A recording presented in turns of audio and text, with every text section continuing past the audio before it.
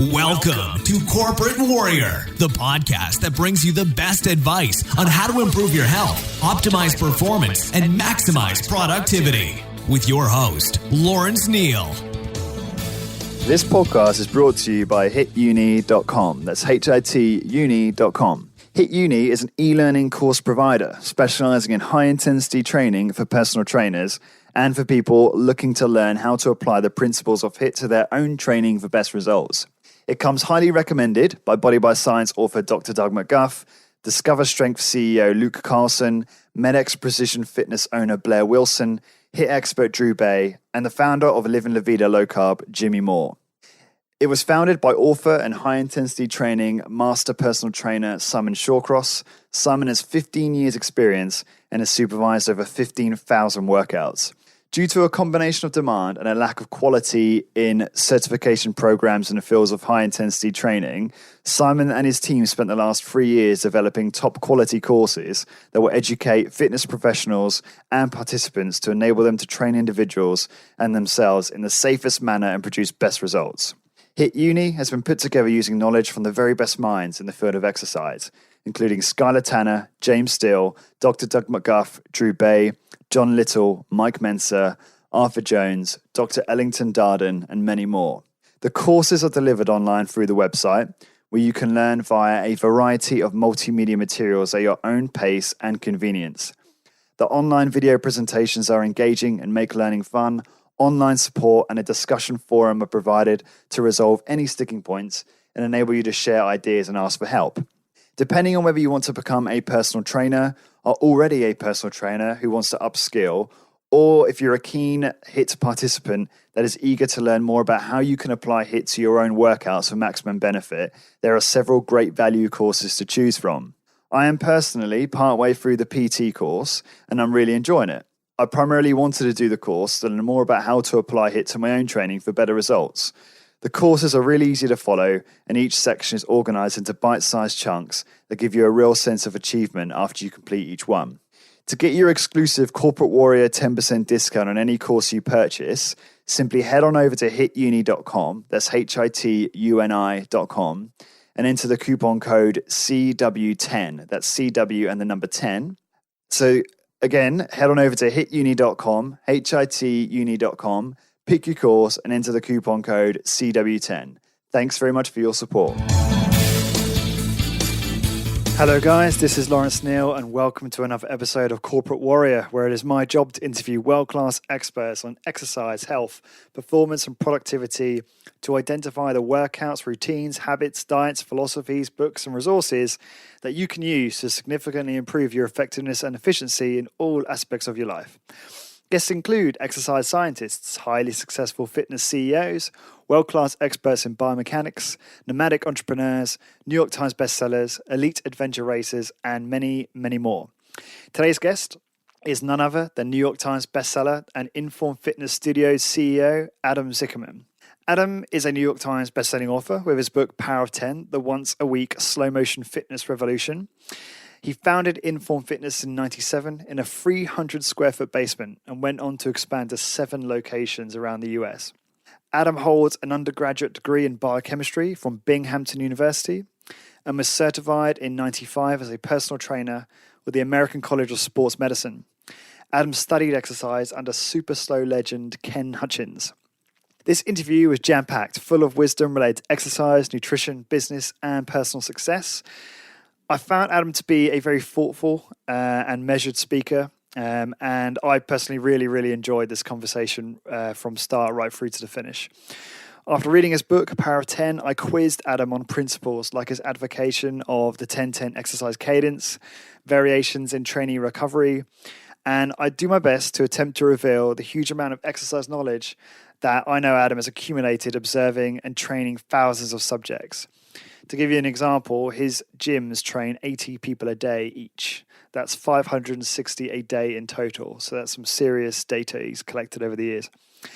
We briefly touched on nutrition and Adam's personal exercise regime before getting into his business. And Adam reveals the key events, the force multipliers, if you will, that skyrocketed his business success. All the show notes and links will be in the usual place on corpwarrior.com. That's corpwarrior.com, which will redirect you to 15minutecorporatewarrior.com, which is the homepage of all of the other wonderful podcasts. So without further ado, please enjoy this interview with Adam Zickerman. Sweet, let's crack on. So I was on your website the other day and I watched the video that you have there, which was, I think it was shot years ago with Barbara Walters, and it was featured on The View as well. And I thought that was a fantastic video, and that really kind of showcased the benefits of high intensity training. So I really enjoyed that. And it really made me want to punch that Dr. Jordan Metzel in the face, because some of the stuff he said was, I just thought, completely inaccurate. And what amazes me is the guy's actually looks like he's made quite a successful career of himself. And I'd be interested, have you had any further or any contact with him at all? And do you know if he's changed his views towards high intensity strength training? Back when that happened, I reached out to him. I actually had several clients here that were patients of his, believe it or not, that were working out with me. And I reached out to him, and I said to him, I'm not calling you to argue with you. I'd like to reach out to you, and maybe we can understand each other a little bit better. Why don't you come try a workout? The idea that we are eliminating, quote unquote, so-called cardio from our protocol, or saying that it's not necessary, is a little bit misleading and not really understanding what we're doing here. So I'd like to have you visit my location and kind of sit down and talk about exercise science a little bit and where we're coming from. He never took me up on the invitation. I let it go. I followed up a couple of times, and that's that. So no, I never spoke. So the answer to your question is no, I never spoke to him about it, although I tried. Yeah, well, that's quite telling, isn't it, really, to be honest? So I'm interested in your background, because I couldn't find a lot about it, actually, and before you started Inform Fitness. Can you tell us the story of kind of how you came across high-intensity training? And we'll go into the business aspect a bit later, but just how you kind of got into your journey in health and fitness and how you came across super slow and these kinds of protocols.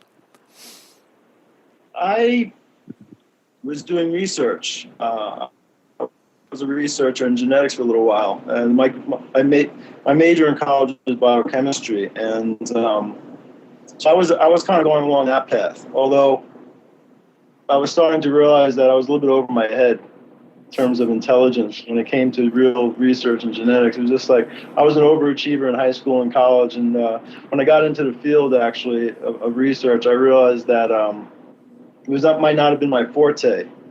I was a little bit more social than your average researcher, a little bit more impatient. I was a little more impatient than your average researcher. And I remember saying to all my colleagues in the laboratory talking to them about exercise and proselytizing about exercise and bragging about exercise, how they're not doing it, they have to do it. I was trying to get basically these science nerds to get physical a little bit. And at the time, I was doing all kinds of stuff. I was doing basically at that time, your classic 3 sets of 10, pushing myself pretty hard, jogging a lot, pushing myself, working out, 6 days a week, cross training, doing the bicycle riding and then jogging. Ran some triathlons, and I get together with my friends and do the chest press, bench press, never do legs because we were running. Did deadlifts actually from time to time. And I was overtraining. To sum it all up, I was overtraining while I was in my, 20s, most of my 20s. And my boss was basically sick and tired of hearing me brag about exercise and and telling them all what they should be doing. And he said, Adam, you're a nice guy. I like you. You're very passionate. You have a thirst for knowledge, and I respect you. He says, but if for someone who knows so much about exercise, I have to say, you look like shit. And he went on to say that he went on to point out that I was sick a lot. My joints were hurting me a lot. That I already had back surgery from an exercise-related injury. You're tired often. You're always sleepy. He says, if that's what exercise is about, I don't want anything to do with it. And I, at the time, of course, didn't like that comment, and he was my boss. So I just shrugged it off and went back to my job, actually. But you can see this is probably 30 years ago. And you can see I'm still telling this story. It stuck with me. He planted a seed deep in my head that didn't actually germinate until many years later when I met my father's friend's son, Drew Israel, and his mentor, Dr. Ken Leisner. Are you familiar with Dr. Ken Leisner? I am, yeah. So I'm fortunate to have met Drew at Thanksgiving dinner at my parents' house. And Drew Israel is 300 pounds, lots of muscle, big guy, deadlifter, big guy. And he told me he worked out with Ken Leisner and introduced me to Ken Leisner. And of course, when I met Ken Leisner, I was introduced at that time to all the Nautilus principles, hammer strength equipment, all the CrossFit stuff. I mean, like we were doing now, Ken Leisner was doing CrossFit and having people do those types of workouts before it was called CrossFit. Right. Carrying anvils across fields and crazy workouts where, I remember Ken Leisner worked out of his house. He was a chiropractor that worked out of his house. And he had a basement filled with equipment. And he had a couple of trainers down there. And he worked you out so hard that if you didn't throw up after your workout, you didn't work out hard enough. And the goal was to throw up, basically, almost. I mean, not really. It was an unwritten goal, to be honest with you. No one said you have to throw up. But let's put it this way. He had trash bags all around the place. No. And when you threw up in it, he gave you your bag, and you had to walk out of the waiting room with other people watching you because he didn't want the vomit in his place. He'd make you carry out your own vomit and throw it into a garbage can on the corner of his house. So you have to walk past all these people about to work out with your vomit. Everyone's basically saying, yeah, good job, man. Good job. You threw up today. That was my introduction to high intensity principles. And my parents thought I was crazy, and it can't be good for you. It can't be good for you working out to that level. And once again, that stuck with me. My parents saying, how can that be good for you working out to that level? So that was my introduction to it. And then it got refined from there. It was then that Drew Israel once again said that he had met Robert Francis.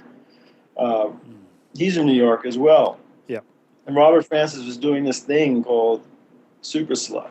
He says, let's go to, let's try this together. And I did my first Super Slow workout with Drew Israel without Robert Francis' supervision, just what Drew had learned from him over the phone. And we just tried it. And I worked out really hard. And I did whatever Drew said. But when he told me to hold the weight and not to lock out my joints and to go to failure in one set, when I was used to doing 50 reps and resting and doing another 50 reps and resting another 50 reps on these compound movements, as hard as I worked out with Dr. Leisner and Drew up until that point, this idea of not locking out and not cheating on these super slow movements I quit. I was like, whoa. I said, no way, this sucks. And he told me to hang in there, and we tried it again. I met Robert Francis, and this is all before I wanted to be in the business, actually. But then, as my career kept languishing in the research world, if you want to be honest with you, I was looking for something else, and I walked down to a local gym, and I asked the guy what kind of workouts he does. I'm looking for high-intensity workouts. And he, believe it or not, he said that he just converted his whole gym to super slow. He read Ken Hutchins' manual and is doing super slow. I could not believe it. This is back in 95, when Ken just came out with his manual. So the chances of somebody in my neighborhood actually doing super slow, a second person, my trainer, Drew Israel, and then a second person who changed his whole operation to super slow. I immediately wanted to become a trainer there. And I read Ken Hutchins' manual, I probably read that manual. If you know what you've read the manual. I haven't. No, I'd like to. Perhaps is it available online? Is it? Perhaps we can link to it. It's available. I don't know where you can get it at this point. Somebody has. Of all the people, I can even send you a copy of it. I'll get your address. I'll mail you out Oh, a wow, copy. thank you. It's something everybody should have, especially somebody in your position should have. This is something you don't read in a couple of days. It's typical Ken Hutchins style, very abrasive, pedantic, very caustic. He accuses a lot of people of fraud. But if you can get through all that stuff, there's some real important seminal information there. And I read this thing in like 2 days. Oh, wow. I'm probably the only person that actually did read the whole thing in 2 days. I ate it up. I could not believe it. It was an epiphany for me. It was life-changing. And from that moment on, I said, this is important. And I found my calling. I said, I don't know where this is going to go, where this technique is going to go, because everything evolves. I said, but I can tell you this, we're on the right side now, as opposed to what I was doing. This is going in the right direction. The other stuff I was doing was going in the wrong direction. And I had a lot of question marks about what I was doing, and my boss at the lab about me looking like crap and being sick all the time started creeping back up in my brain and became more poignant and more real to me. And when I read Ken Hutchins' manual, it all came together at that point. And I said, my personal vision was to change the global perception of exercise, if you will. Yeah. Right now, or back then, and still now, although we probably chipped away at the perception a little bit, but we still have a long way to go. And that perception being, as most of your guests talk about, strength training is the foundation. Yeah. It's key to fitness. Strength training, high-intensity strength training is the key to fitness as long as the process of that strength training doesn't undermine your health in the process. Mm. And that became my mission, to bring this to so many people that think that exercise is about so much more. That exercise is about what I call the holy trinity of exercise, the flexibility, cardio, and then strength training. And there's a lot of people out there that look to fulfill that trilogy. They have to do a lot of work all week long to get all that in. And I had realized during that epiphany of meeting this gentleman who changed his whole gym to super slow and reading that manual, I realized that trilogy is kind of a fantasy and not necessary. And that's how I started. And I opened up. I worked at this gym for a year, perfecting the slow training technique and learning about it myself. Not perfecting it, but becoming an adequate trainer myself and getting the feel for training.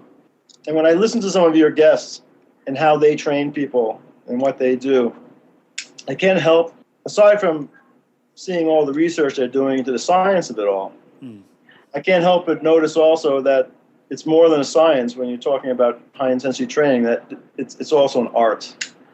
And when I have new trainers start for me, they can regurgitate all the science. But when it comes to connecting with a client and getting them to perform at their best and getting them to reach their maximum potential, it's more art than it is science, I think. So I started the business in a basement in Massapequa, Long Island, with 5 machines. And it was literally a basement that smelled like cigarette smoke because the tenant before me was a chain smoker.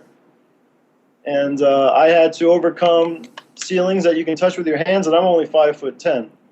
I can touch the ceilings with my hands, and I had to cut a hole in the ceiling to fit my Med-X chest press in there.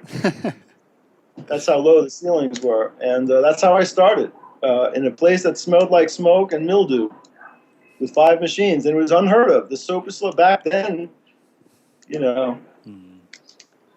This type of workout was unheard of. No, that's fascinating. I should apologise because I do remember reading a bit about your scientific background, but I've forgotten to put it into some of my notes. So that's so I did know some of that already. But no, that was. Well, I don't want to mislead. I was trained in classic sciences and research, and critical thinking. But I'm not a scientist. I've been out of that field since my youth. I'm 51 now, and I got out of that when I was in my late 20s. However, can't believe you're 51. Thank you. Testament to high intensity training. Yeah, time flies. I'm not a scientist, but I am a scientific thinker. I'm a critical thinker. I'm a skeptical thinker, and that's what you need. And that's what I try to get my clients to think like. I remember reading a book by Richard Feynman, the Nobel Prize-winning physicist. Sure. Great guy. He wrote a book, The Meaning of It All. He actually it was a speech that was published posthumously after he died. The Meaning of It All. I recommend it to a lot. It's a short thing because it was a speech. It can't be more than like 60 pages or something like that. He talked about how we're not, throughout human history, we have different ages, right? You have the Bronze Age, you have the Industrial Age, the Religious Age, right? Times in human history. And he was wondering, in modern times, what we would call this age. And he says, you'd think we'd be calling this the scientific age, given all the advancements in science and technology. Right. He says, but you know what? It's not. It's not the scientific age, not yet. And the reason he said it's not, because in order to call it a scientific age, the population as a whole has to think scientifically. Yeah. And during the religious age, the masses believed that religion, God, was the determinant for a lot of things. I mean, the Earth was the center of the solar system, and it was perfect circles were God's way. And it's the reason why Copernicus kind of published his works anonymously, as well as Darwin. There's a lot of dogma associated with the religious age. There's no, but so people, the masses thought that way. Everybody thought that way. And for this to be the scientific age, everybody on the street, for the most part, would have to think scientifically, which means with critical thought, skepticism. And he didn't see that. He doesn't see that. We still buy the latest snake oil salesperson's for sure. product. And, we have exercise, to bring it relevant to what we're talking about. I mean, you have exercise modalities today that were rejected by a lot of people decades ago. And now they're being brushed off and marketed differently and still being sold as good exercise. And nobody's thinking critically about it for the most part. I mean, I still got people coming in here, thinking they need to do a lot of cardio to lose weight, and they still believe in spot reduction. And I'm like, spot reduction? That's so 80s. For the listeners, that's correct me if I'm wrong, but that's if they want to lose fat, let's say on their abs, they feel like if they exercise that specific area that they're going to shed the fat, which simply isn't true and not how biology works. So anyway, I got into this whole dissertation about Richard Feynman and the scientific age because, I'm not a scientist, but I do know how to look at things skeptically, and that's my forte. And that background helps me with my current job, and what I call myself now, which is really a popularizer. I leave all the nitty-gritty research at this point to James Steele and Dr. McGuff and the folks over at McMaster University and places like that. And I watch them closely, and then I take their research and understanding of what's happening, and I say to my clients, look what's happening out here. Look what science is showing us, slowly but surely. And that's what I do now. So I have the ability to kind of read technical stuff and digest it and pass along this information to people that aren't necessarily trained in scientific literature. No, that's good stuff. That's a fantastic answer. And I agree with you with regard to what Feynman said about how we're not in the scientific age. I've not really thought about it like that, but you're absolutely right. The amount of dogma around exercise modalities that have been, shown to be ineffective is just crazy. I completely agree with you. I just want to, I read your book, Power of 10. I thought it was absolutely fantastic, actually. I thought it was a great book. I thought it was quite different to Body by Science because it was even more written in even more of a simplistic way so that the layman can really understand it. I guess that also opens it up to some criticisms because, Pat, you deliberately don't provide a lot of the science behind, in the book to explain some of the concepts, because that would probably just confuse the reader perhaps. Well, when I got the original book deal, I didn't seek a book deal, by the way. I got some press from my New York City location. I got some press, and as you saw, I was training a couple of celebrities, and next thing you know, I'm getting calls from book publishers who wanting to do a book. Anyway, so I got a book deal without even kind of looking for one, and I didn't turn it down, of course. Even though I was like, I don't know what I'm going to write about that somebody can do without a trainer, because I always thought that you needed to do this kind of work. You need the equipment, you need the trainer. That's what I thought at the time, anyway. But I wrote it, and I put a lot of science in there, and a lot of, I made my case, and I argued my case scientifically, and then I submitted it. Right. Okay. And when I submitted it, they said, "Oh, this is very good, Adam. This is very good. I mean, you make your case like a real lawyer. You make your case, and then you argue it, and very logical and very compelling, very believable. No one's going to buy this book." You got to remember, when I wrote this book, it was over 10 years ago now. Nobody knew about this at all, really. It was still still nobody knows about it. Although now we have podcasts and people like you, and it's certainly made, like I said, we might have chipped away at it a little bit. But when they said it's not going to sell anything, that you just got to show people how to do it. And again, I consider myself a popularizer, so I agreed. I ended up agreeing with them. I said, so I wrote it what you have today. I matter of fact, we have a motto here in Informed Fitness, and that is simplicity is genius. And my motto while I wrote that book the second time was keep it simple and understandable, and just, if nobody gets it, they're not going to do it. You got to get, my co-writer told me, we just got to get people to do it. Nothing works if they don't do it. So we have to write it in a way that they're just going to do it, that makes it easy for them to do it. Got it. And that was the mission of that book. And I think I did it pretty well. And I know I've been criticized. I mean, I've had competitors of mine, or colleagues of mine, I should say, answer questions about my book. It's funny. I read a couple of emails that were forwarded to me where someone says, why doesn't Adam put any of the science in his book? And one of my competitors said, well, he doesn't know the science.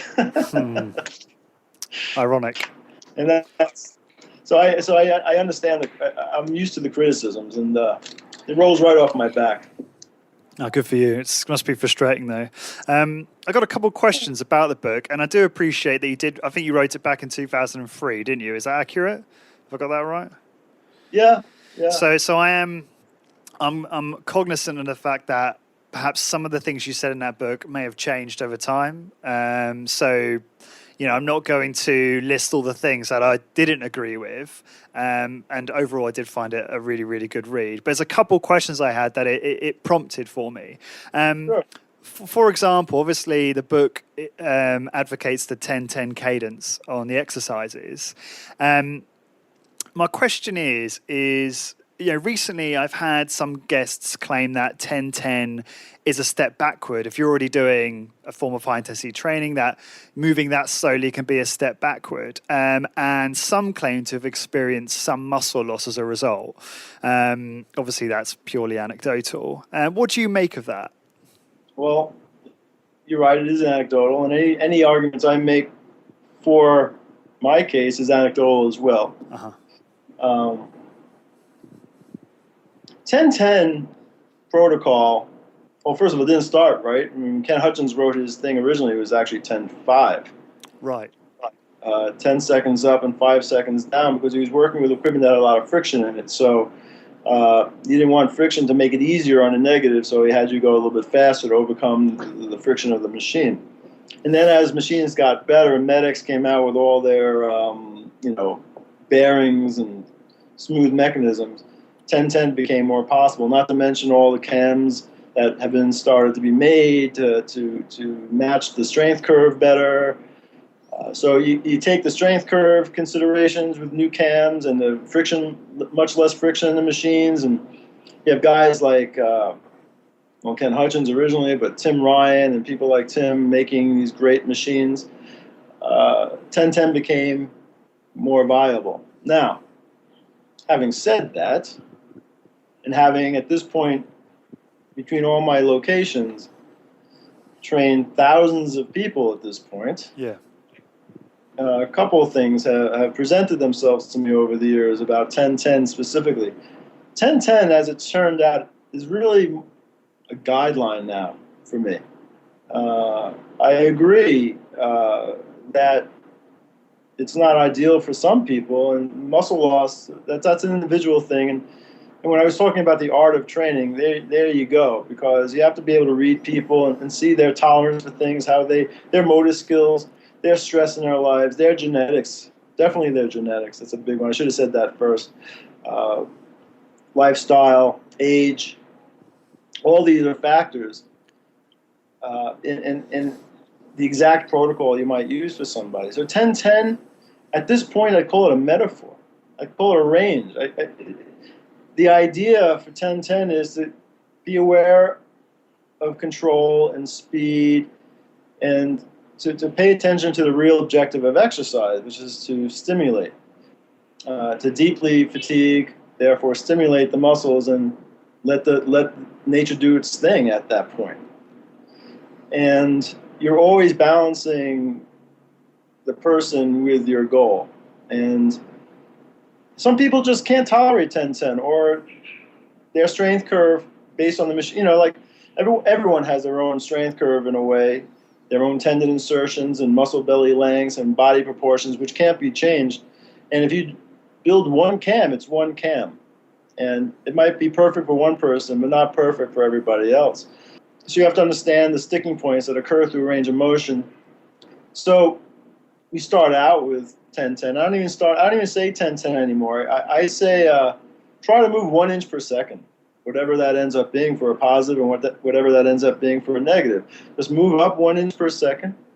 And if they can do that smoothly and freely, that's great. But, as their weights increase and as they get stronger, that changes also, because, the sticking points in the range of motion become more apparent as the weights get heavier. So that might even change with the same person over time. So as far as muscle loss for doing 1010, well, I doubt very much the difference between doing 1010 or 5-5 or anything in between is really the deciding factor on somebody's hypertrophy. I don't think the body's paying attention to that. Just like I don't think the body pays attention to numbers of reps. I have clients that do multiple sets if I feel like they can't get enough stimulus in one set for whatever reason. I just want to push I want to push energy systems for 20 minutes or so, as much as I could in an individual, and then let the body do its thing. How do you determine when to put a client for a second set? Do you let them determine that, or what do you look for? Is body language, communication, but mainly their body language, and I can tell from their respiration and how hard they push and their face they make, and I'm looking at their times under load, and it's all that put together, and all my experience, it just kind of tells me, let's do a second set to get a little bit more out of that. Maybe I made the weight too heavy for the first time. I was a little bit too aggressive, and they only lasted a minute. They were going too fast. I didn't think it was enough of a stimulus, so I would say let's do a second set. That's just one of a million examples, though, as far as 2 sets. It's not like my whole gym and everyone's doing 2 sets per exercise. There's so many unknowns. It's ridiculous to Yeah. And I'm not quite sure. It's funny, like we all split hairs a lot of ways. Trying to figure out the best protocol, best way to gain muscle, what kind of protein you're eating, what form of protein you're eating. Is it whey-based protein? Is it beef-based, egg-based, it goes on and on and on and on. And again, my scientific background tells you there's so many variables. It has to be an art, because to do controlled research on this stuff, to really know, seems impossible to me at this point, given the current tools that we have. We have stopwatches. I mean, I know there's equipment out there now that can measure, with the computer generated, you can watch the lines, and that's a plus. But I'm not running a laboratory, unfortunately, so it's not a practical thing. I mean, some of my gyms are training 80 people a day, so to set up machines electronically like that, until the technology gets a lot better, it doesn't make any sense to use that. I'd never get through a day. Right. But having said all that, I don't really think it's all that necessary. I mean, nowadays with pushing energy systems, and I see the results, I see people's endurance improving. So a lot of anecdotal evidence showing that this is working, and then you read all that research now on cytokines, and what's coming out about all that stuff. I don't know.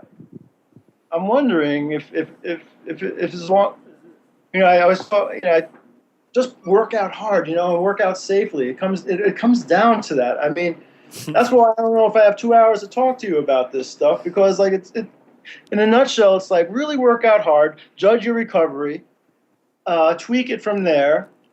Are you getting strong? Are you feeling good? Are you, my clients don't have any joint. I have so many clients, and they're the baby boomer sect. I mean, I have clients on both ends of the baby boomers, young and old. Got it.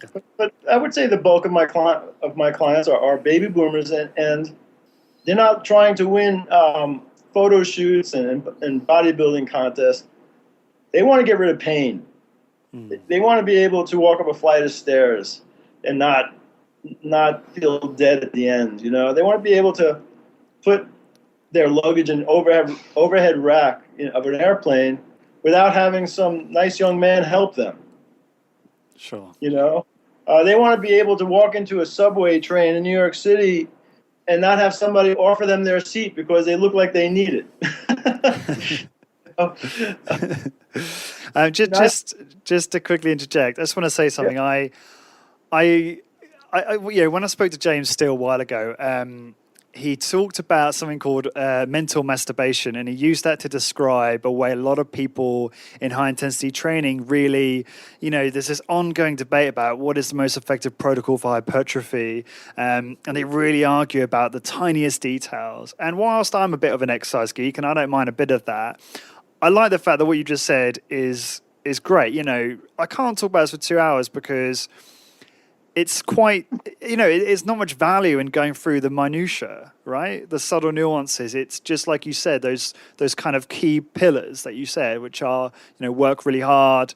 If you don't feel good, take more rest between workouts, that kind of thing. And don't worry, there's plenty of other questions about other things, which, we can.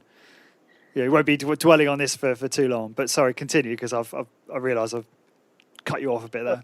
Yeah, well, exactly. I mean, I'm glad James Steele says that. It is. I mean, don't get me wrong. I'm eating up as much as I can right now, no pun intended, about myokines right now. I mean, that stuff's fascinating, and epigenetics. I love that stuff, and I wonder where this is all going, and I'd love to find the ultimate workout if it exists. Sure. And I'm all about that from a scientific point of view, but I'm also a businessman, and I also realize we're just trying to fatigue muscle. This is the one thing we can all agree on, right? Stimulate, right? If you stimulate a muscle, it's going to respond in the way we want. And now that we know about myokines and everything, it's more profound than we think, than we ever thought. We thought we were just kind of preventing osteoporosis, which is in and of itself great, and we were protecting our joints, right? That's what we say. We're raising our metabolism by building muscle, and we burn more calories every day now than we used to, and this is all great, and we're all having parties about that. But when you start seeing the new science about mitochondria becoming more youthful, and where the DNA is actually being transcribing more youthful mitochondria as a result of the stimulus of high intensity exercise and myokines and epigenetics and all those influences. It's like, wow. I mean, like Dr. McGuff likes to say, it's the real fountain of youth. It's literally could be the real fountain of youth, you know. Sure, it's funny you say. I mean, obviously, I mentioned about you and you know how you don't look your age.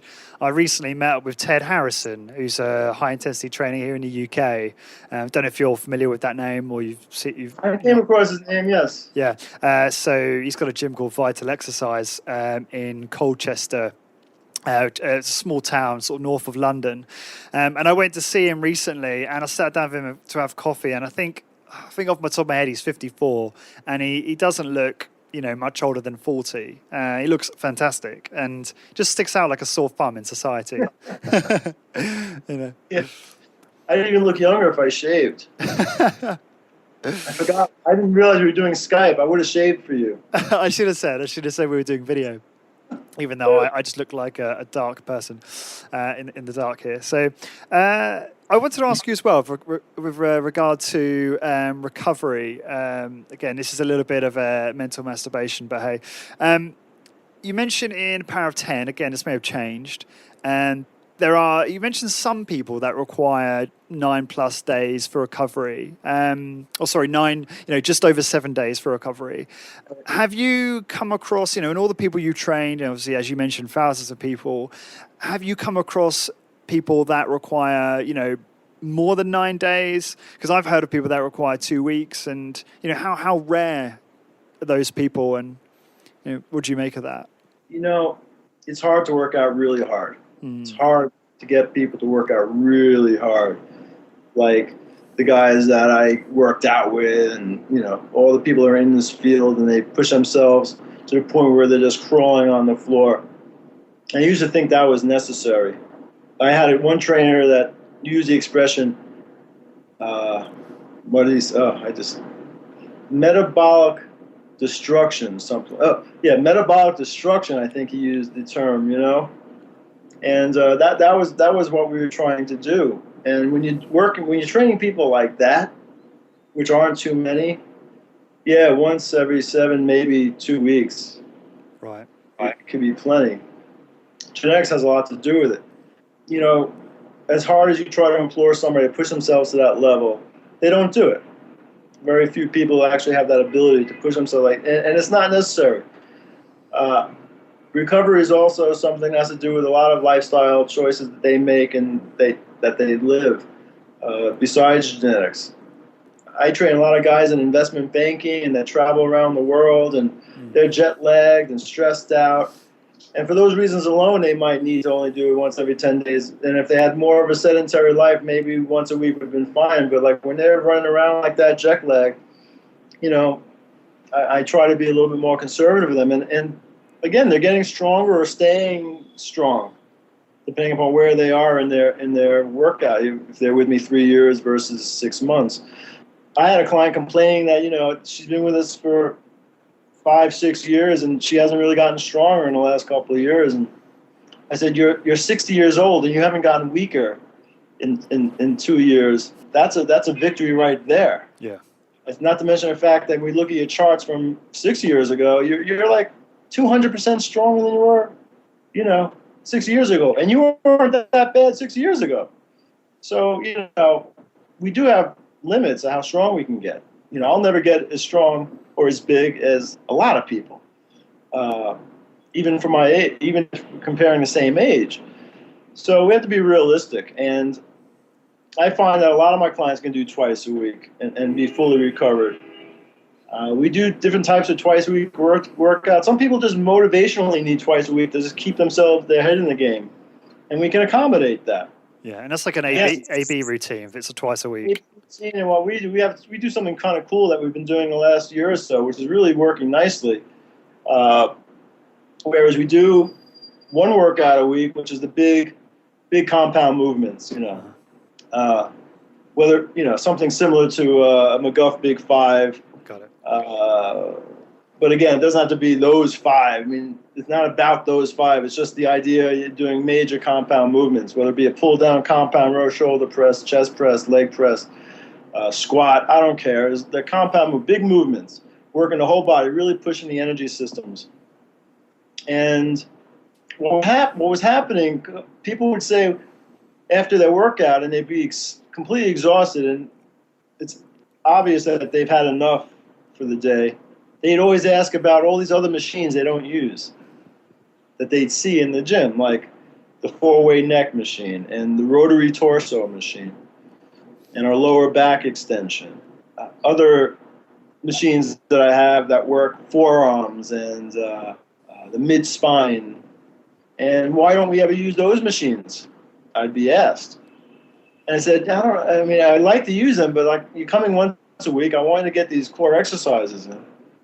So I ended up realizing that I love those machines. I got them for a reason, but I never found myself using them because I always prioritized the big compound movements and recovery. And of course, I prioritize safety. And the last thing I want to do is put somebody cold into a lower back machine before they did anything else. That doesn't seem right to me, although I don't have any evidence. It just doesn't feel right to put somebody in a lower back machine when they woke up an hour ago at 6 o'clock in the morning to stick them in a Med-X lower back machine. And then by the time the workout is over, they're too exhausted to safely do a 4-way neck. That requires a lot of good form and keeping the shoulders stabilized and not throwing your body around and doing crazy things with your neck. I mean, we're talking about the neck. So I was always a little apprehensive to train somebody that's exhausted or might not have the best motor skills and throw them on these machines. But I also realized that they're missing out on some very important exercises. So I started doing 2 workouts a week. One, the main hardcore compound movement type routine. And the second time a week, I do 4-way neck, rotary torso, lower back extensions, abdominal crunches, maybe some unilateral movements like a plank with one leg, Superman here, or planks with one leg up, or bird dogs they call it. I don't know the terminology for it, but a lot of those unilateral movements and static holds that I've kind of adopted from yoga and those type of workouts, which I think have some value also, but they're not metabolically devastating, right? To use my former trainer's expression. Yeah, I think that's a good expression for it. Yeah, they're not metabolically devastating, yet they're still addressing these muscle groups, which are also important. And we're finding our clients are loving it. I mean, they're coming in really excited to do this what we call the core and spine routine. And then at the end of this, we throw in and I know this is blasphemous in certain circles that we hang out in, you and I. We actually have an exercise bike that we'll do some intervals on the exercise bike, just to push their energy systems one more time that week. And again, it's very minor. Our standard interval protocol is 3 20-second sprints on the bicycle, just 3. That's 60. We call it Soul Cycle in 60 seconds. That's what we call it. I don't prefer Soul Cycle over there on that side of the pond. Not familiar with that brand, no. Soul Cycle is a spin. Have you heard of spin classes? Of course, spinning? yeah, familiar with that. I'll probably Soul use one. Cycle is New York's version of spin classes. Okay. Hour-long bicycle classes with some cheerleader in the front telling you how hard to pedal. But so we're doing the core route. We're doing like the spinal routine, and we're throwing in, because no one's ever thrown up from doing neck extensions. Yeah. No one's thrown up because rotary torso is just metabolically devastating to them.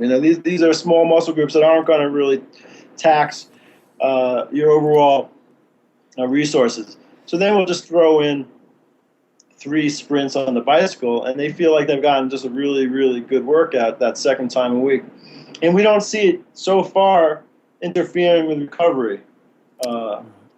Do you on the 4-way neck machine? So I was doing the 4-way neck, the Med-X model. I train at Keyser Training in London, which is one of very, very few facilities that stocks that kind of equipment.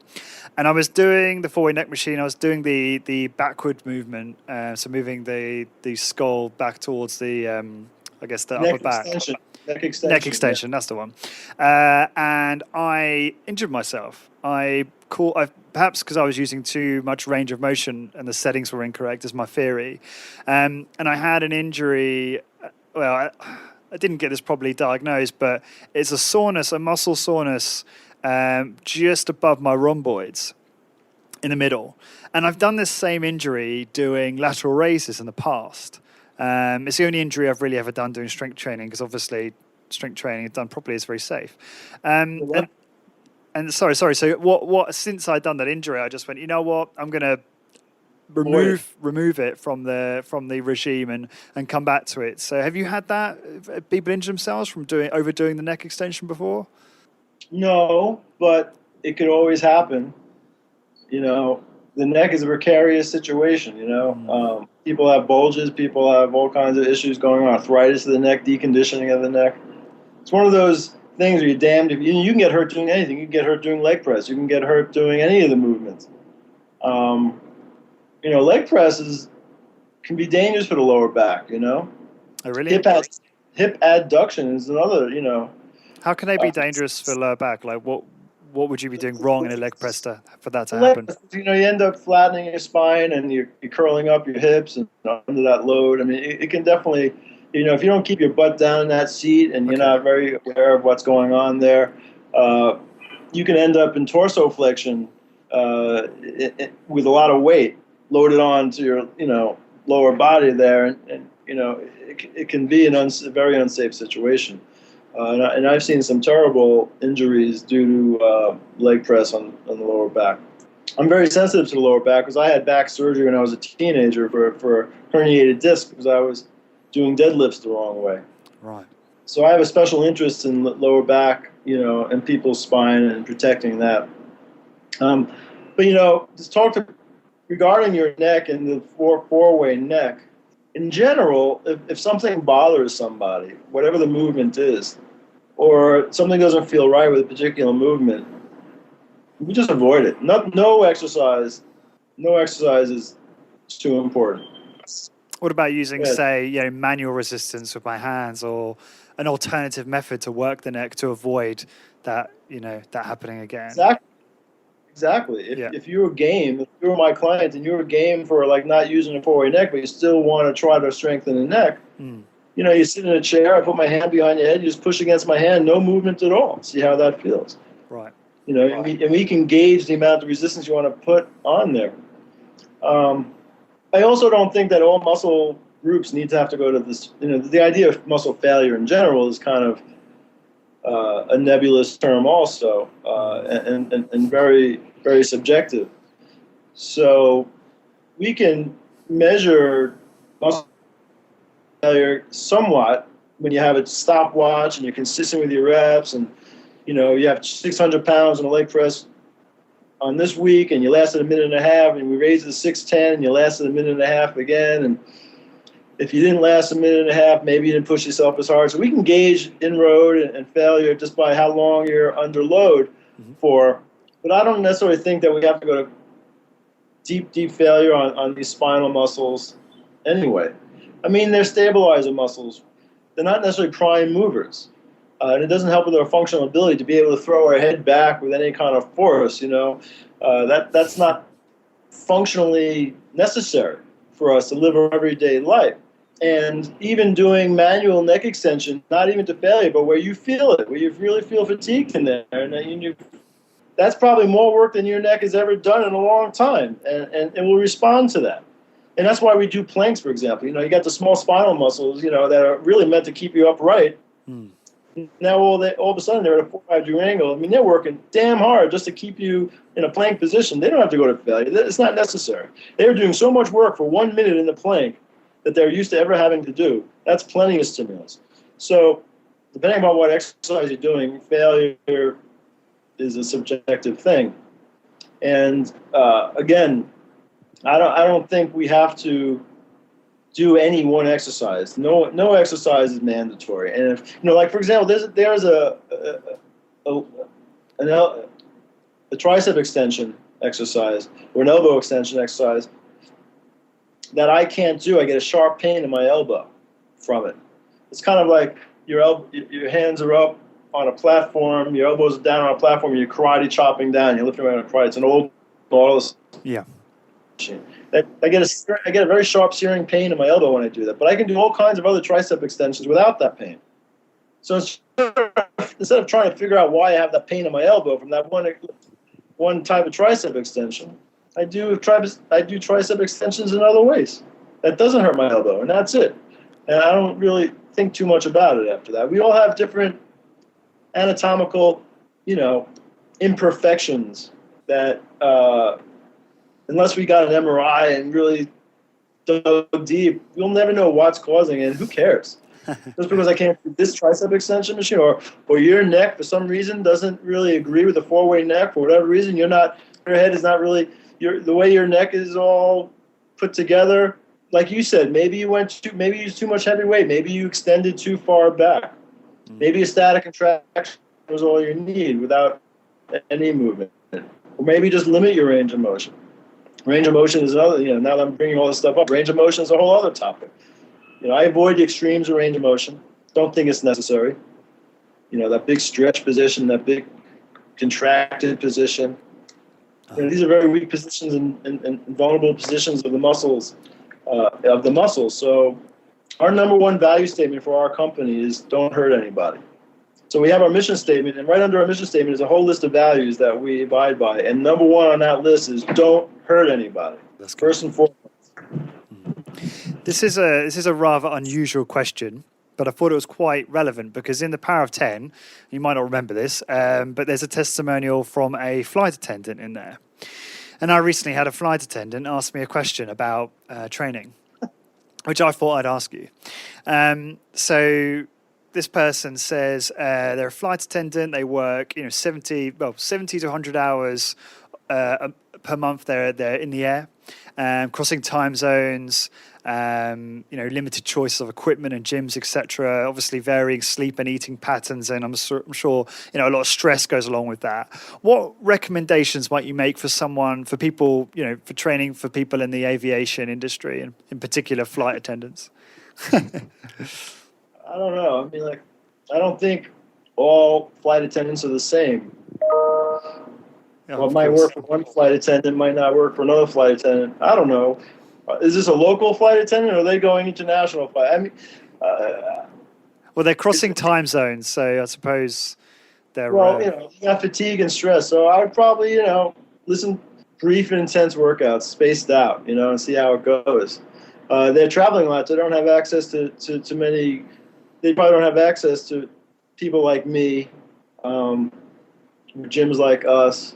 So I would probably recommend they do some of the in-home routines that any one of us that you interview can talk about. Sure. Set of wall squats, a static push-up or push-ups, or hang from a bar, and see how long you're going to hold yourself up and exhaust yourself that way. And a chin-up, or even just holding yourself in a chin-up position, and doing even if you can't do a chin-up, you can put yourself up there on top and then just hold on for dear life for as long as you can. That and a set of wall squats, that should probably do you okay for a while. I call it the desert island workout. I've been saying that for years. If you were stuck on a desert island, how would you work out with no equipment and nothing? Well, you can lean against a tree and do a wall squat, and you can find a tree branch and do chin-ups. Then you got push-ups, you got abs, and that's your desert island workout. And, that can probably keep you strong for the rest of your life. Yeah, and I'll also point that person to your book, because in your book you give a number of routines for, minimalist routines for kind of to do in the home or anywhere really. So that person should definitely look at your book for that. Okay, cool.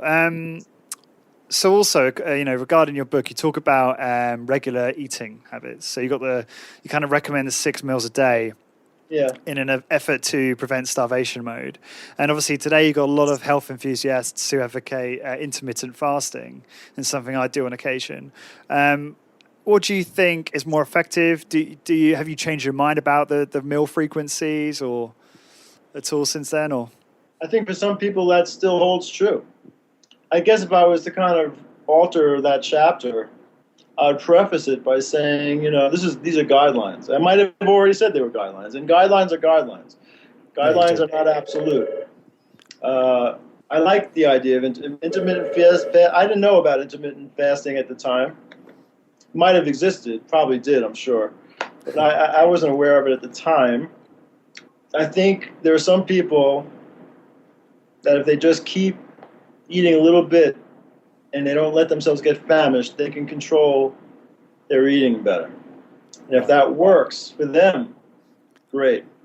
There are some people, they try intermittent fasting, and then by the time they have their one meal that day, if they skip breakfast and lunch, for example, and they end up going crazy for dinner, Definitely.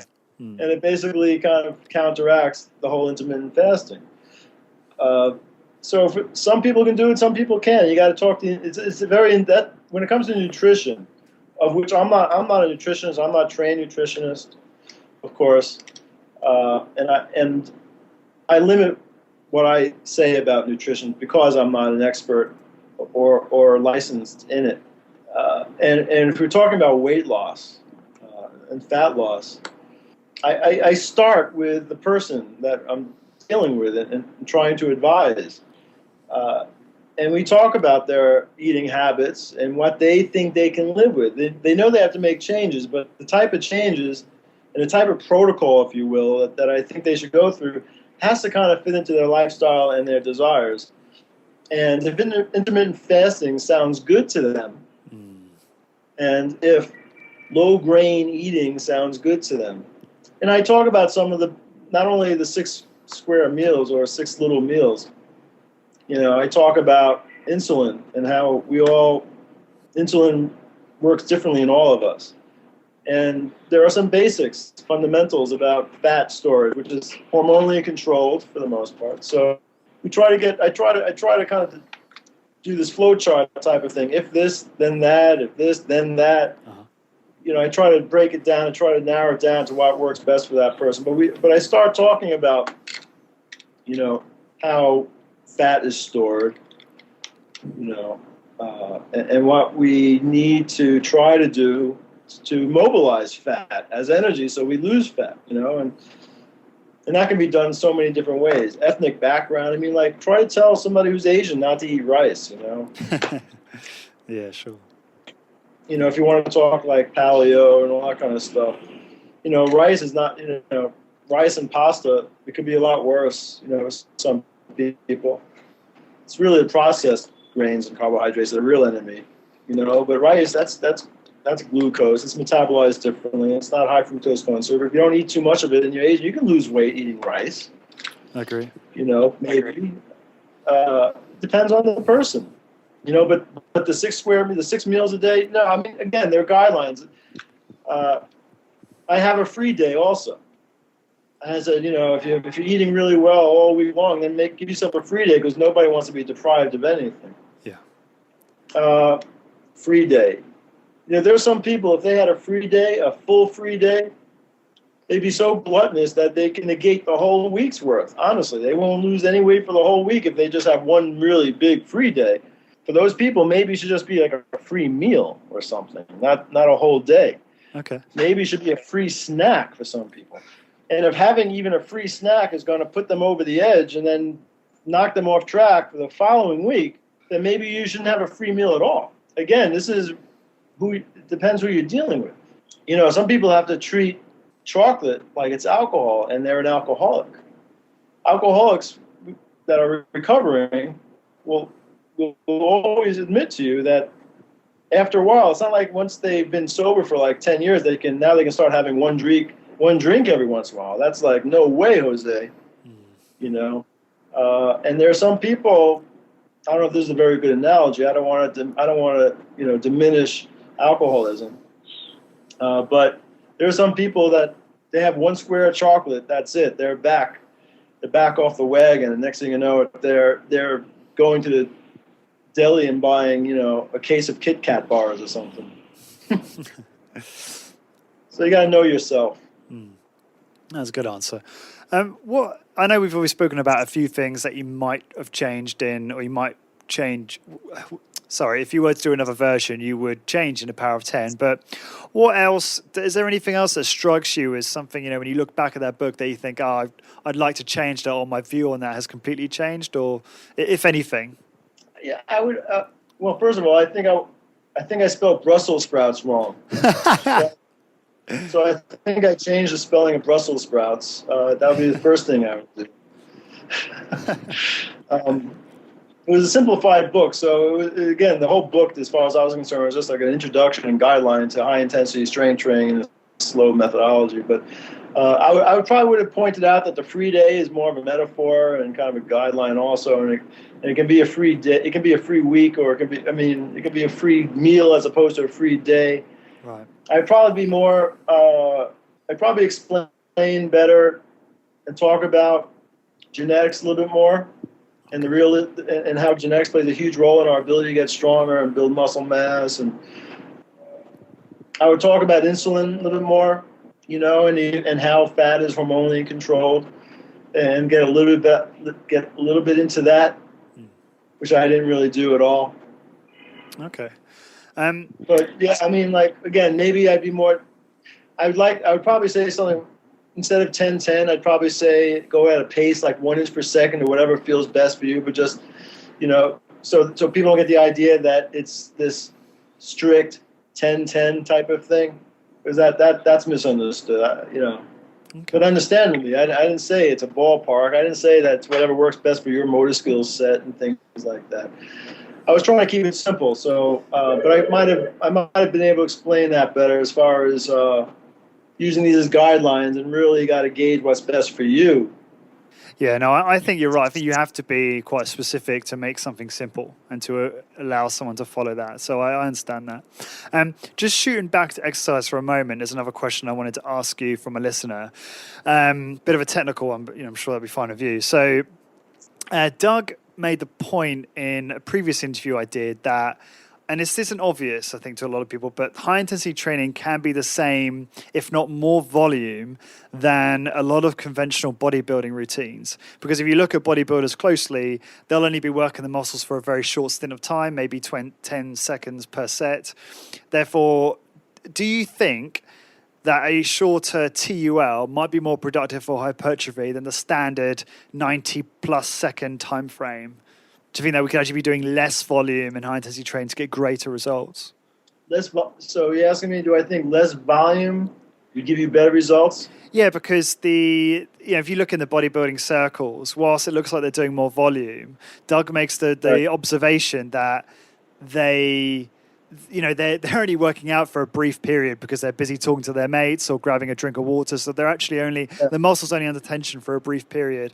And in high intensity training, we're looking for sometimes time under loads of 100 plus, 120 plus seconds, that kind of 2 minute range.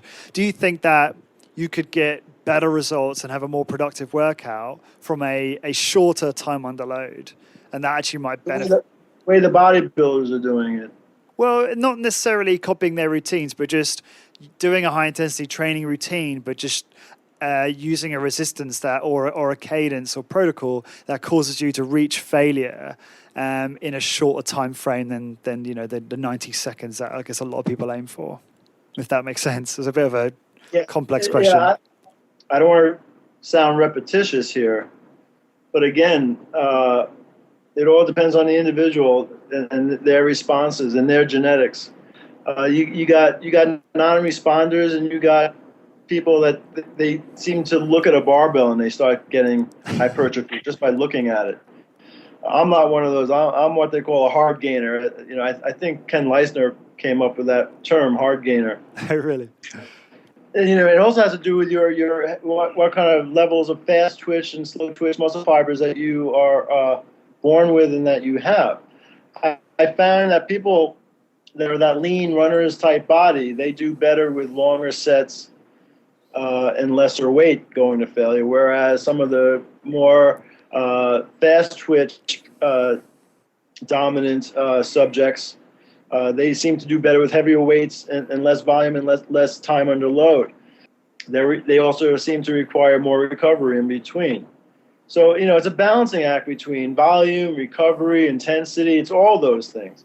So to pick one of those variables like you just did, time under load variations, out of context of the rest of that person and the rest of the workout, it's a hard question to answer because it's out of context with the individual and everything else that I just mentioned, all the other variables that I mentioned. So I can't really answer that question, especially when we're looking at bodybuilders and that, or most people that are in the gym and they work out and they talk to their mates, like you said, and they get back to it, and they drag out what could be a 20-minute workout into an hour workout.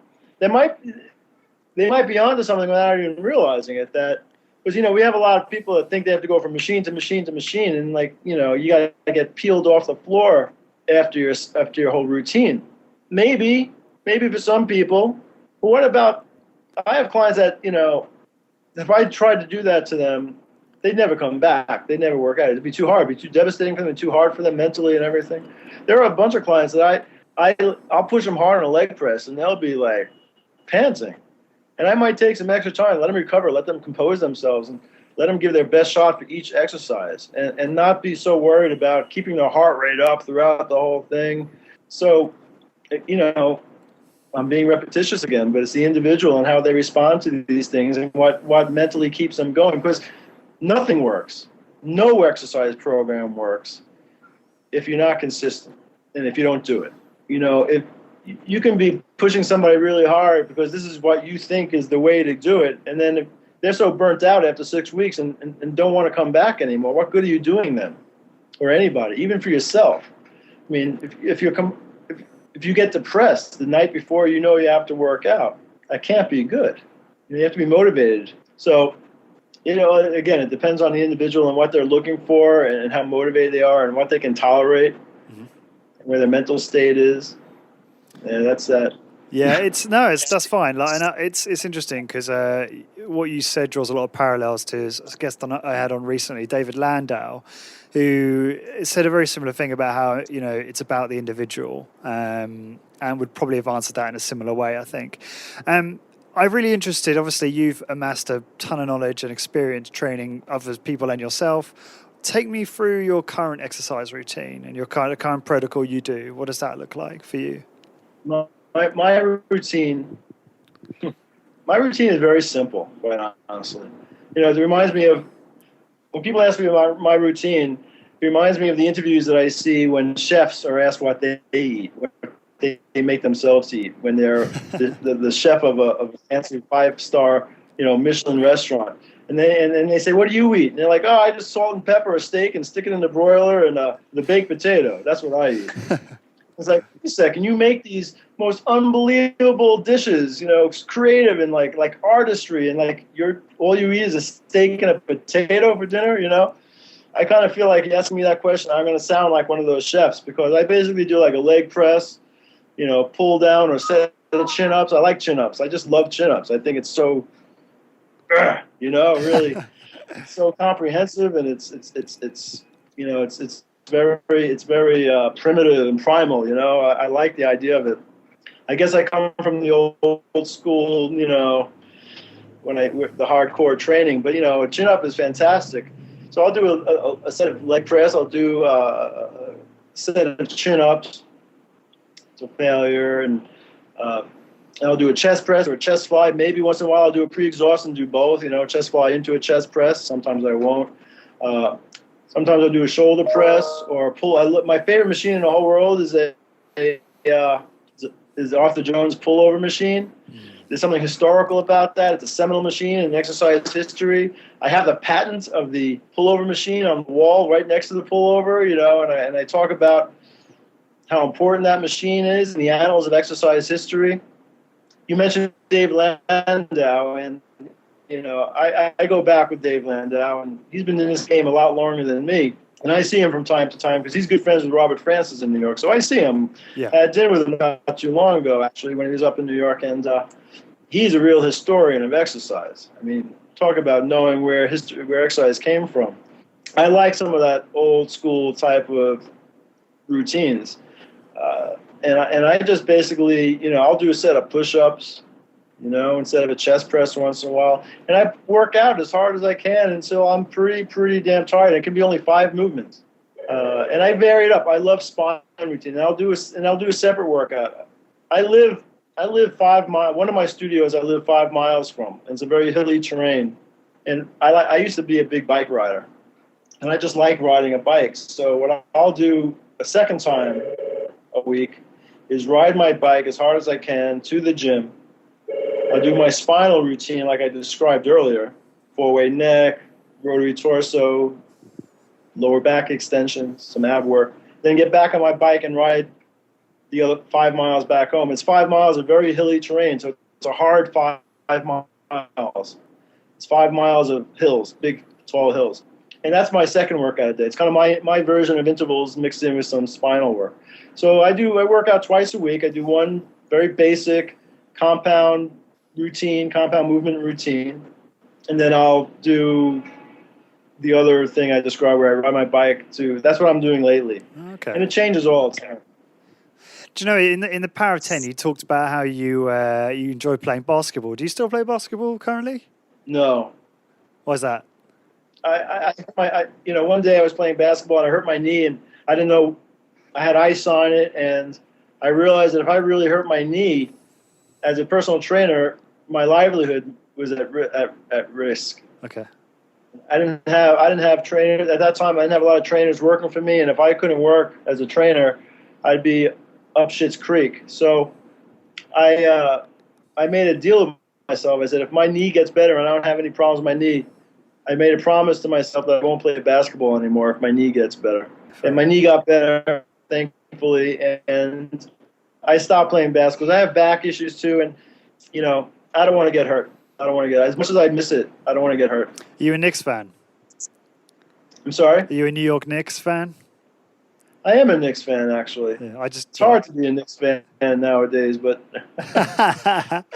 of course. Do you follow American basketball? Yeah. So I play basketball myself and have done since I was probably 11. So so I still play now, sort of for recreation. I played for teams during my education, and I follow NBA, so I watch the NBA highlights. There is a small community in the UK that really is passionate about basketball. And what's really interesting is I've met quite a few people or spoken with quite a few people in the high intensity training realm who play basketball or have a lot of interest in basketball. And I don't know whether that's pure coincidence or whether, basketball players, professional or just, weekend warriors are drawn to this type of training. It's interesting to me. But it just seems it's happened too often to be a coincidence, but perhaps it's just in my head. I don't know. Maybe because basketball players nowadays are getting so huge, and it used to be that they were discouraged from working out in the old days because they didn't want to get all bulky and and stiff. But you see guys like LeBron James, and you realize, holy cow, I should start working out. Definitely, yeah, I agree. Okay, cool. So if you don't mind, I'd just like to go into some questions around your business. I'm really interested to talk a bit more about that. You talked about earlier about how you got into exercise and how you then got into high intensity training, and then you briefly mentioned about how you started the business and with the really low ceiling and the 300 square foot basement. Once you first started the business and you started with that setup, what happened then? How did it then take off from there? And what did you do to make that? From my little business in the basement? Yeah. So I'm going about my business and thinking how I'm going to change the world in my little basement. And I figured, just one client at a time, and I was in no rush. And what happened was one of my clients, now this is Long Island, New York, which is a suburb of New York, Long Island, all right? And we have a local TV station on Long Island that only people that live in Long Island have access to. And this woman wrote a letter to a producer at this TV station telling them they should cover that. And this is unbeknownst to me. She didn't tell me she was writing this letter. She writes this letter saying how the workout has changed her life. She's tried everything before and blah, blah, blah. And she's never going to do anything ever again. This is her workout for the rest of her life. Brilliant. And she sends it off. And I get a phone call from the producer wanting to do a story on this workout. And I was all insecure and self-conscious about my smelly basement with machines that weren't even painted. They were all chipped and, they weren't aesthetically pleasing at all. And I only had 5 machines, but they wanted to come. And I was like, all right, come on down. And they did a story, and I got a bunch of clients from the story. And I realized, wow, all you have to do is write a letter to the TV station and they'll come covering you, is publicity that easy? Is it possible that publicity can be that easy? Now, this is right before the internet. This is in 1997. Right.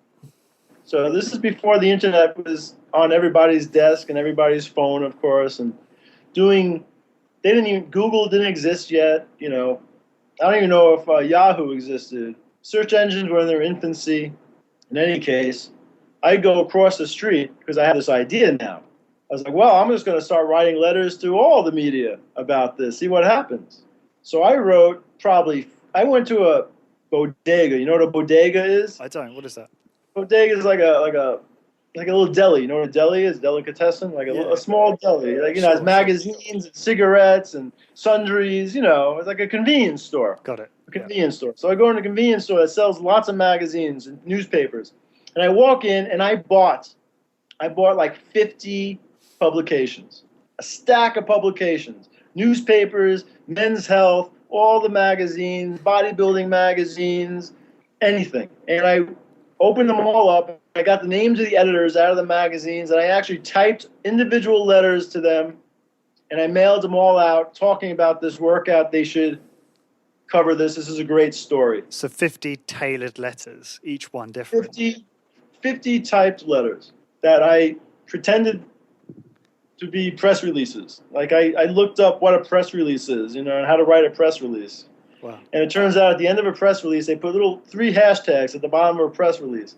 I have no idea what those hashtags mean, but press releases have hashtags at the end of them. So I wrote this letter, and I put hashtags at the bottom, so it makes it look like a real press release. It was so naive and so ridiculous. And I mailed them all out with stamps and everything, real stamps. Do you know what a stamp is? They used to mail letters with stamps. Yeah. Anyway, so I mail them all out, and nobody responds, of course, for several weeks. And next thing you know it, I get a phone call. I answer the phone. Adam speaking. Well, Adam, my name is Liz Nepperant. I'm from the New York Times. I'm responding to this press release you sent me, and I'm really curious about this workout. New York Times? Wow. I'd like to send a photographer down and take a picture, and I'd like to do an interview with you right now on the phone about it. So right then and there, for about an hour or so, I talked about Ken Hutchins and super slow movements and all that kind of stuff. She sends a photographer down as promised. She takes a picture of me, and the article appears a week later on the front page of the Science Times of the New York Times. Amazing. That day that the paper was released, that day and the day after, I got about 100 phone calls of people all from New York City, Manhattan. So the first thing I realized was nobody on Long Island reads the damn New York Times, because not a single person in my neighborhood called me to work out with me. Everybody from Manhattan is calling me saying, do you have a place in Manhattan? I'm like, no, I'm in Massapequa. And they're like, I'm not driving to Massapequa. Don't worry about it. I'm going to have a gym in New York City in about 6 months. We're building out some space in New York City in 6 months. Let me take your name and number. I'll get back to you when we're open. It was a lie. It was a complete lie. I didn't have a place opening up in 6 months in New York City. Yeah. But in between these phone calls, I called up a real estate broker friend of mine. I said, find me space in New York City as fast as you can. And within 6 months, I actually did open up a place. And I called all these people back. I called them all back, and like 5 out of the 100 actually came in. One of which is still a client to this day. And that was 18 years ago. And that's how I started my New York City location, with another 5 machines in a very small space. And then I said, wow, that was amazing. I'm going to do that again. I'm going to send out a bunch of letters again. And I did it again. And nobody responded except for Newsweek magazine, another major national publication, Newsweek magazine. And I even got Slow Training put on a cover of the magazine. And it was a full-page article. My name was only mentioned once. It talked about the movement. It mentioned Ken Hutchins. It put Doug McGuff in there too. Okay. And then me, training this woman who said she fell down on the ice one day and hopped back up like a hockey player. And everybody started calling me in New York from that article. And I got a book deal. That's when I got on Today Show with Katie Couric and the Today Show. And that same day I got the offers from those book deals. And right. And that's how it all really started. And from there, I just got a lot of press. They just kept calling me, and I got a lot of press and a lot of clients. Started expanding, and now I got 5 places around the country. I got one in LA, bi-coastal clients. That made sense. I got people calling me wanting to be part of my brand and my name. They like my book. They like my personality for whatever reason, and they want to be part of this. And so I have different partnerships around the country, but I'm not trying to grow too fast. I only got 5 places. I'm doing this 18 years or something like that, and I only have 5 places. They all do very well, but I'm into quality control, and I just think expanding too fast, you start to – the most important part of my business are the instructors that we have. That is – I don't care what kind of equipment you have. I don't care how pretty your place looks. I don't even care about the location so much. 'Cause shoot, I started in a smelly basement. I mean, very wealthy people from the North Shore of Long Island, they're living in these palatial mansions, and they're coming down into my little hole in the ground. They didn't care. It's all about the connection you make with your trainer and feeling that your trainer knows what they're doing. I spend a lot of time with new trainers, helping them articulate a lot of these very complex subjects, to break it down to people that have these common notions, dogmatic notions about exercise. And you have to be believable without insulting them. And if you have some avid runner coming in your place and you're telling him running sucks, it doesn't do any good for you, it hurts you, they don't want to hear that. You have to kind of ask them, well, you're running a lot. Why are you here? Let them tell you why they're there. Let them tell you what they want from this workout. Why they're an avid runner, yet they're sitting in a chair across from you asking you about your high-intensity strength training workout. So obviously something's missing from their life if they're coming in. So I'd rather focus on what they can get from this rather than what I'm telling them what not to do. Ellington Darden once told me, when I was talking to him one day at Ken Hutchins' facility down in Florida, I met Ellington Darden, and I think I was writing my book at the time, and I was talking to him about books and writing books because he's written so many. And he said, you can only tell the lay person about exercise. You can only give them about 10% of the truth at a time. I'll never forget he said that to me. So let them get them started. Get them started in something. Let them. You don't have to try to convince them that a lot of things are not necessary or whatever. Just convince them that they need to weight train and take it from there. And to get a trainer to understand that and know what to feed and how to articulate some of these concepts and when to bring some of these things in and when to maybe counter some of their beliefs, it's a skill. It's a very important skill, a communication skill. And I think that's what makes our businesses thrive so well, because I take 6 months with somebody before they start really. I allow them to do consultations with somebody on their own with that. I mean, the first 6 months, I might let them train people, but they're never allowed to do a consultation by themselves. Right. Either one of my veteran trainers or myself has to sit in with them and observe or contribute to the consultation. And then finally, I say, all right, you can do your consultation on your own today and see how it goes. So I really spend a lot of time preparing trainers, and I pay them very well. That's the other thing. I mean, it's worth their time to study here because, we have trainers in our New York facility training 80 people a week. 80 people a week. I mean, I got trainers here making well into the six figures. Well into the six figures. Oh, wow, that's unusual.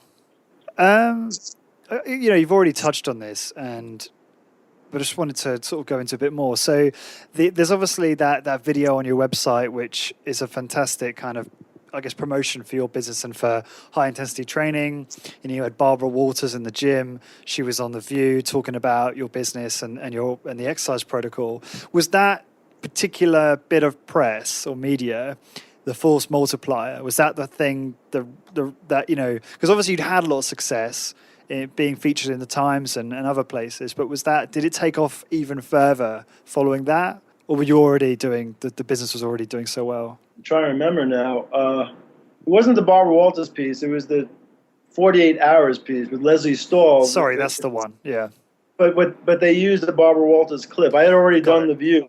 I had already been on The View with Barbara Walters, and when Leslie Stahl wanted to do a piece on it, where you had the two twins and you had that doctor you mentioned earlier, that was the 48 Hours piece, and they happened to take a clip from The View because Leslie Stahl and Barbara Walters are professional friends, and Barbara gave Leslie permission to use that clip from The View. So a lot of people confuse that piece with the Barbara Walters piece, but that was just for Barbara Walters making an appearance in the 48 Hours piece. That 48 Hours piece was huge for me. That 48 Hours piece came out after my book, and that my book became a New York Times bestseller because of that piece. I was on a New York Times bestseller list for 1 week. So I'm a New York Times bestseller. Yeah. 1 week. But nonetheless, I can actually say that, even though it was only 1 week.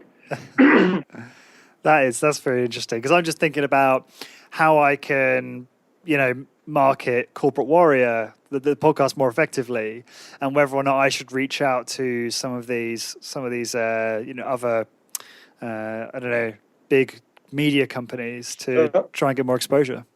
I think I think you're doing what you have to do. Slow and steady wins the race. That's true. I mean, that's true, because like the growth of this podcast has been phenomenal across the year. I mean, it's thousands of % in terms of the downloads. And one of the things I've noticed is just being talked about in obviously the most popular places. For example, on Doug's blog, bodybyscience.net, the podcast is talked about quite frequently these days. And it's mentioned around the community. And I think that really helps kind of increase the exposure, certainly within the HIIT community, which I guess is all I need. And like you said, it's just about continuing the growth that it's already achieved. You're smart in terms of who you're interviewing. You're not interviewing some of the Johnny-come-latelys into this field. There are a lot of copycats, a lot of people that pretend to know high intensity training. When you talk about guys like Dave Landau or Doug McGuff or Steve Maxwell, I mean, we're talking about people that have been in this game for decades. Yeah. Speaking of Johnny-come-lately, I'm the Johnny-come-lately. I mean, and I'm doing this 20 some odd years, right? And I'm the Johnny-come-lately, and I've been referred to as such, which is fine. I mean, compared to these guys, I am. So I think you're doing a great job in terms of interviewing the right people. Very thoughtful, experienced people that are going to be honest with you about the field and not speak with too much hyperbole and ego or bravado. And I plan on listening to those podcasts of some of the people you've interviewed over the years. I appreciate that. Over the year that it is. About a year now. Yeah, about that. But I really appreciate that, and that's very flattering. And I get Facebook messages from guys like Bill DeSimone, and some of the guys Bill's a good friend. I love Bill. Oh, really? Oh, cool. Oh, yeah. Actually, you remind me. I owe him a phone call. Bill did some. Bill, I have his congruent exercise. Right here next to me always. I'm always referring to that stuff. And awesome. That's a great book. The idea of congruent exercise and strength curves, he really did a great job putting that stuff together. And that's one of the training manuals I use for my staff here. That's a must. Interesting. No, it is a great book, and I'm yet to read Moment Arm Exercise, but apparently that's even more technical, but also a great read as well. But no, it's very flattering to have him talking about the podcast on Facebook, and and just seeing the type of people that subscribe to the email list that are well-known people in this field. So that is very flattering and awesome to see. Because if it's good enough for them to listen to, then I'd hope that the layman would get some value out of it as well. I just wanted to ask you a couple sort of bonus questions. Sorry, go on. You should interview Ken Leisner. Right. Have you ever reached out to Ken Leisner? Dr. Ken? I may have. I have this big spreadsheet with all these people that I sort of reach out to, and I think he's on there, and I have to check in terms of like when's the last time I contacted him. But no, I'll certainly try again. Okay, so a couple more questions, and then we'll close up. So these are kind of more bonus questions, more about you. If you could go back and give your 20-year-old self some advice, what would you say? My 20-year-old, boy, oh boy. Regarding exercise, I assume, because there's a lot of things I'd say to myself.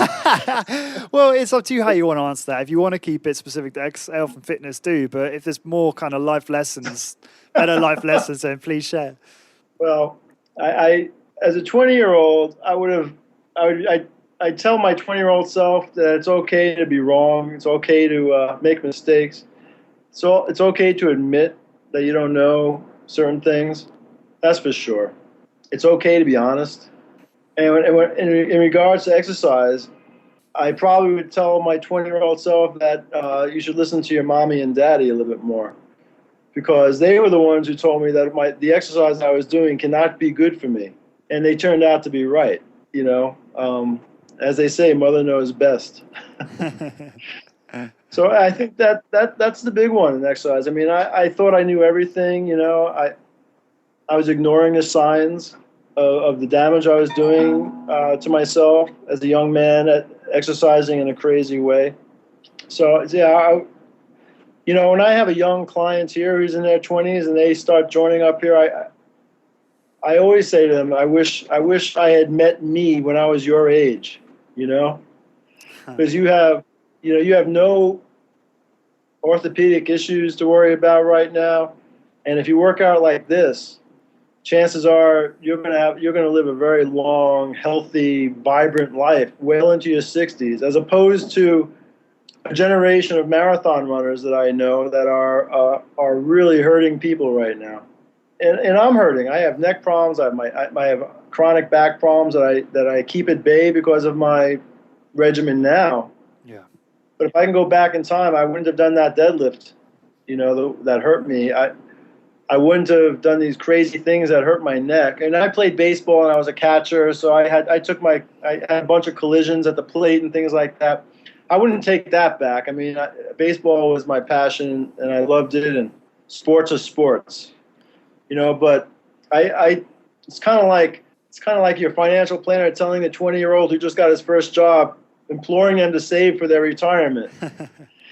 The 20-year-old doesn't want to listen. They don't want to listen. They'd rather use that money to get laid, Yeah, true. That. I wish I would have known about safe, effective, efficient exercise, and I tell my young clients that they're in a really good position, and they're very lucky to, at an early age, understand, what exercise really is for and how to go about doing it safely without undermining their health. What have you changed your mind about in the last year regarding exercise that perhaps you've held dear for a long time, which you suddenly thought, you know what, I don't think that anymore, I think this, or change your mind about that? I haven't changed my mind about anything because I never made up my mind about anything in the first place. I expect things to change always. I've always expected things to change. So that was my upbringing, my upbringing in the sciences, my interest in the sciences at a very early age. I got interested in science when I learned about Mendel and the peas, the pea experiments he did, the wrinkled peas and the smooth peas, the genetic experiments. Which is this? It's a scientist. Sorry, I'm not familiar with that name. Mendel, Mendel. He's like the father of genetics, basically. Right. Okay. So right? And he slightly did embarrassing. experiments. He was a monk. He was a monk that experimented with peas, and he crossbred peas, and he showed that genetic traits can be transferred. When I saw that, when I learned about Mendel, I think I was in like middle school, like ninth grade, or I don't know how it translates in the UK, but it was like I was like 12 years old, 14 years old, something like that, when I learned about genetics and DNA for the first time. When I learned about that, and that got me into science, I started learning about the scientific method. It was very early on that I realized nothing is absolute. Nothing's real. Everything evolves. Everything changes. I learned about evolution. I learned about Darwin, and it just everything I kept learning through my studies as a young man kept reinforcing the notion that as soon as you make your mind up about something, you're in trouble. You're wrong. I guarantee half of what we talked about today, half of what you're talking to all these people about, half of it's going to be wrong in about 5 years anyway, most likely, and that's okay with me. See, that the thing is, I can handle that. That keeps me in the game, and that's why it keeps making me. That's what I personally interested in reading about, what James Steele has to say, what all these guys have to say, and read. And my wife's in medicine, and she was in cardiothoracic surgery for a while, and now she's in oncology, and I'm learning so much about what genetics and science can do, and the interaction between genes and cells, and I can. How can you possibly make up your mind on things and be and believe anything? I love that. So no, there's nothing I can think of off the top of my head that I don't believe anymore, or that I thought I was completely wrong on. Because I don't know if I've ever made a stance that was absolute. I don't think I've ever taken an absolute stance on anything, which is wishy-washy. I guess I can never run for president now that I think of it. Because I guess when you run for president, you have to take a stand on something. Yeah. But there must be, I get what you're saying, there's no absolutes, but there must be certain things that you think, for example, exercising the muscle or putting the muscle under tension and working the muscle is going to cause it to hypertrophy. And that there's many benefits from building muscle mass and strength. So, you're not likely to change your mind about that necessarily, or... Well, yeah, I guess. I mean, but that's a very broad statement, Okay. Like you were talking about, we're all sitting here talking about minutia. So it's the minutia that I know is always going to be changed. I don't make my mind up in any of the minutia. Yes, do I think mechanical work through the muscles is going to lead to strengthening muscles? Yes. But I guess I haven't changed my mind about that, but I'm open to it. I'm open to changing my mind about that. I guess where I'm going with this, is there any assertions? That's another way of stimulating muscle growth without doing exercise. That would put me out of business, but Well, that's an interesting point. But is there any assertions you have, like beliefs like that, that you have changed in the last year? You thought, what, actually, I think that could be done better this way, or it doesn't. You don't have to say yes. It doesn't have to be anything. You could just say no. There's nothing. But just making me think about the protocol and what I put people through in terms of their workout programs. I think I think over the years I've been more flexible as far as thinking that people have to go to muscle failure, deep level of muscle failure. So I think I changed. I think I've loosened up on that a little bit. Mm-hmm. I'm not as people that adhere to what Ken Hutchins is saying in an absolute sense back in the day. They're referred to as Hutchies. That everything Ken Hutchins said is absolute and an immutable law. And I guess that there was a point where I was a Hutchie, but I'm not a Hutchie anymore. Although I have tremendous respect for what he did, and I wouldn't be here right now if it wasn't for Ken Hutchins. But the premise, the framework of intense work, recovery, proper nutrition, whatever that means, that framework hasn't changed too much. But that's a framework. There's a lot of things that can happen within that framework. You make a good point. Yeah, I see what you're saying. I appreciate you. Probably we need to close up now. So obviously, for the listeners listening, if you want all the show notes to this one, head on over to corpwarrior.com, corpwarrior.com, which will redirect you to the homepage for all the show notes and links and everything else. Adam, what is the best way for the listeners to find out more about you and get in contact with you? Our website, informfitness.com, would be the best way. Cool. I work out of the New York office, so that if they wanted to get in touch with me directly, they can call the New York office. Excellent. Do you know, I'm hoping to make a trip to Brooklyn at some point in the next couple of years. There's a friend of mine who lives in Brooklyn, a close friend of mine. And so what would be awesome is if while I was in the area, I was pop into your gym in New York and perhaps you could put me through a workout. It would be my pleasure. Good stuff. Well, I will let you get back to your day. And look, thank you so much for coming on, Adam. I appreciate it. I've really enjoyed this conversation and look forward to getting it live. And perhaps in the future we'll do a part 2. That would be great. When do you think when do you think it is going to go live? Do you know? Well, probably end of this week.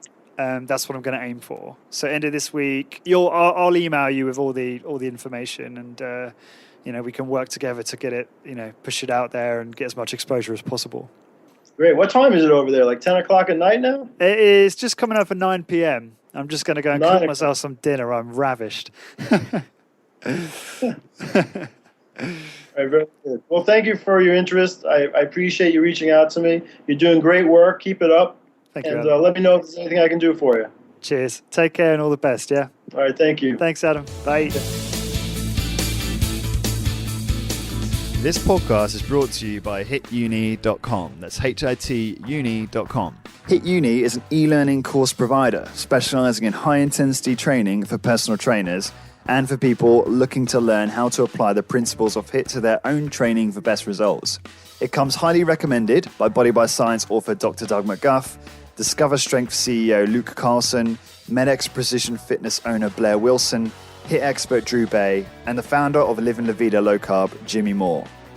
It was founded by author and high-intensity training master personal trainer Simon Shawcross.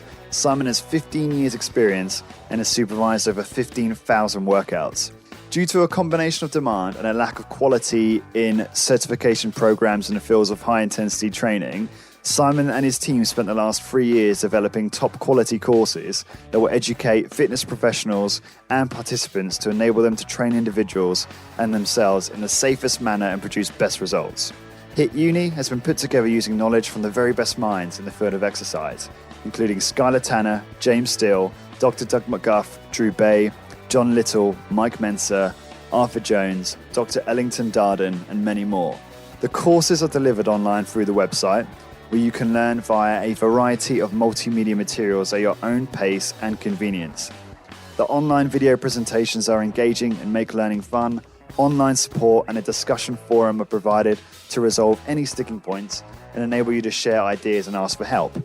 Depending on whether you want to become a personal trainer, are already a personal trainer who wants to upskill, or if you're a keen HIIT participant that is eager to learn more about how you can apply HIIT to your own workouts for maximum benefit, there are several great value courses to choose from.